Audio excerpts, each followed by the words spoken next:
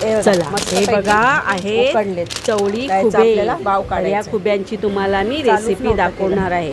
तर उकडून घेतले आणि हे बघा कसा बाव काढताय. त्याला ना असा बाव काढायचा, वरती टोपी असते ती काढून टाकायची आणि हा ना पूर्ण सगळा हातला बाव काढायचा. खुबे टाकून द्यायचे ते बाव काढलेले. हे बघा असा बाव काढायचा. हे बघा मस्तपैकी बाव काढला. चला आता याचं सुकं बनवूया आपण.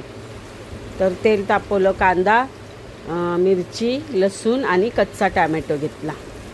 मस्त छान अशी ही तेल कांद्यावरच आपल्याला रेसिपी बनवायची.